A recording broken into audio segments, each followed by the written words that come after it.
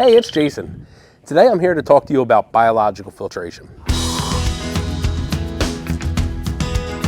Biological filtration is something that we put on every single ecosystem pond, and we have a few different options to talk to you about with that.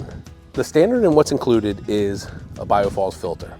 We have different size filters based on the size of your pond. What we do is we figure out what size water feature you're thinking about. This one right here in front of me filters up to 2,500 gallons of water. Is it 3,000 or 4,000 gallons of water? If you start to get to that, we bump up to this biofalls, which is 6,000. This will filter up to 6,000 gallons. After 6,000 gallons, we need to go with an upgrade in order to make sure that we can filter enough water. So this one does up to 2,500. So if you're putting in an 800 gallon pond, we use this one.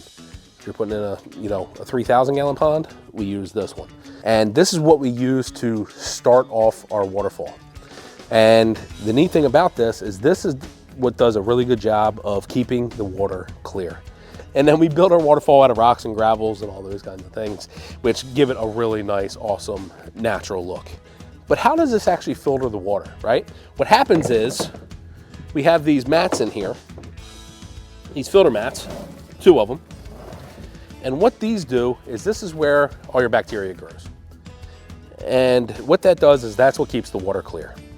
When people call me and say, hey, I'm having problems with my water, it may be because they are over cleaning these.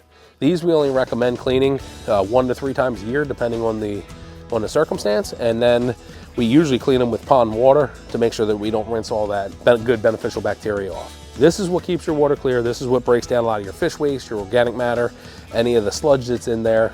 So making sure that we don't over clean these is extremely important.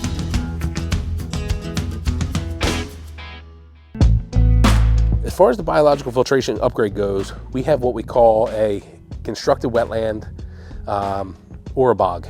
So what we're creating is basically one of these on a larger scale. The neat thing about it is they tend to have a totally different look, which is why a lot of the people will go with that upgrade. So what a bog is, or a constructed wetland is basically where we dig a hole, we install a snorkel and a centipede, we pump water into the bottom, that water comes through there at a high velocity. It comes in, it hits there, and it just totally slows down. The reason why the importance of slowing down is a few things. Number one, it allows anything that is getting through sediment-wise to start to sink to the bottom.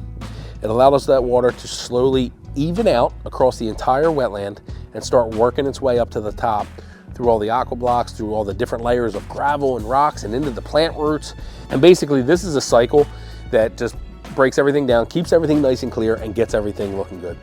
As it comes up through the top, that's actually where we have the least amount of dissolved oxygen. So how do we re-oxygenate that? We pump that over the waterfalls and it re-oxygenates as it's working its way back down into the water feature, and the system just happens over and over again. There's just something so much more natural where the water looks like it's just percolating up out of the ground compared to coming out of a box. We can do a really good job of hiding these. It looks much more natural to just have water coming up out of the ground with rocks and gravel and those kinds of things, and it's just a really awesome upgrade that way. So as far as your biological filtration, we really only have 2 options.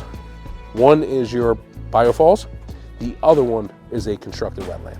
So if you have any questions regarding biological filtration or any filtration for that matter, please feel free to reach out to us.